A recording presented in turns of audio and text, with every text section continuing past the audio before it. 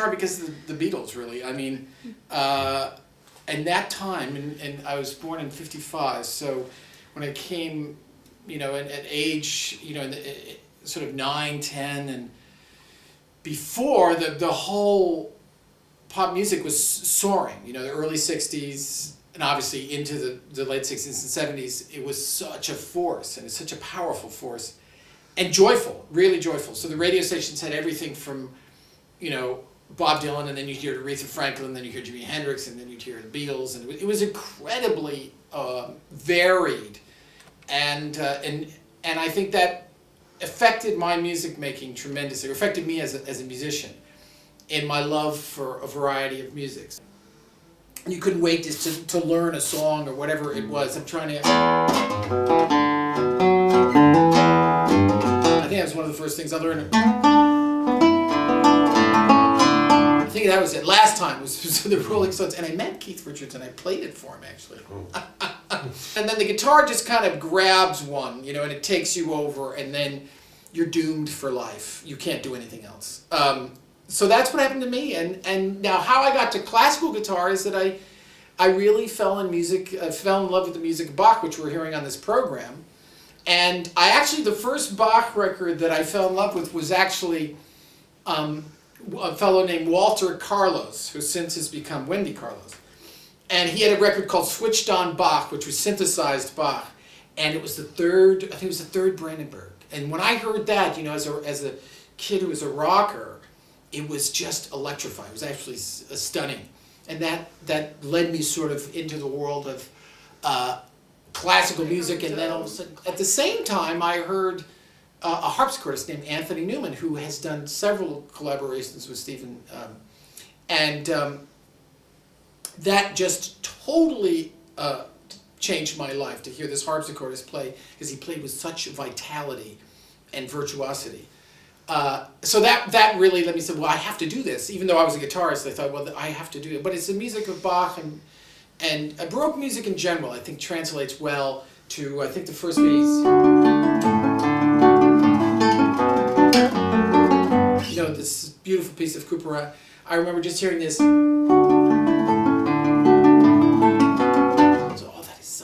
It was a harpsichord record. I didn't know you could play it on the guitar. And when my teacher told me that you could learn that on the guitar, I thought I was going to die.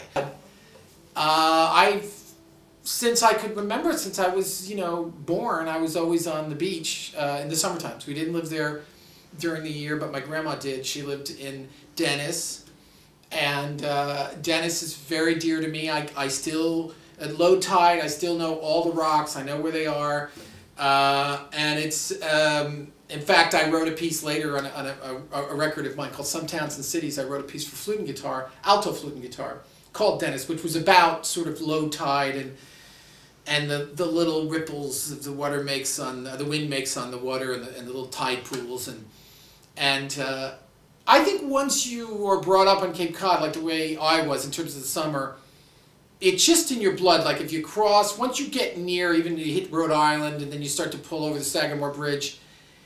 You get this thing comes over your body, and the Cape Cod never can leave you. No matter where I go in the world, Cape Cod is just kind of always in my blood. I always feel sort of close to the Cape here. I'm at Yale. I've been teaching at Yale since 1985. I can't believe they haven't fired me. And it's the job from heaven. But what's really great is that I kind of know I'm closer to Cape Cod when I'm here. I'm very excited about this concert because Stephen is a wonderful man, and we played. He asked me to play with him ages ago. I think it was back in 1902, actually. I joke. No, it was a long time ago at the Kennedy Center. We played. I think we played the Vivaldi and the Tedesco concerto. But this time we're going to play the Vivaldi, which I just played, which.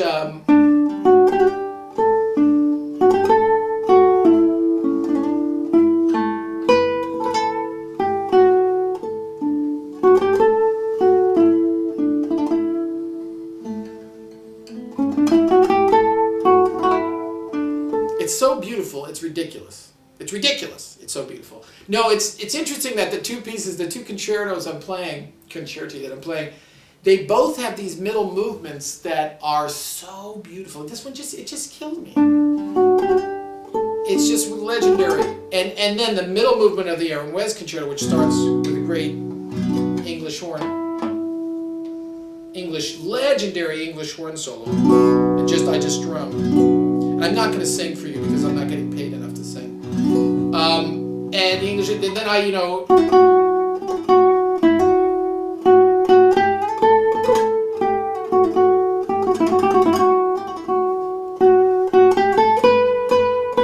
it's so beautiful.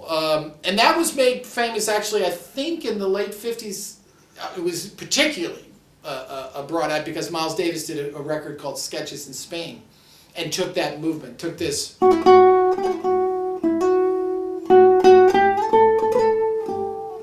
is just a legendary movement, and I think it's it's a tragic because I think it's written actually about his infant son who was dying. So there's a lot of heartbeat in the particular. I think that's the story. So he wrote it at his wife's bedside, and so it's a very poignant, powerful movement. I would say it's one of the more, I would argue it's one of the more popular middle movements of any concerto of this century, of last century, I mean, easily. So it's interesting that the Vivaldi and the Aaron Wes have these stunning middle movements. It's also interesting that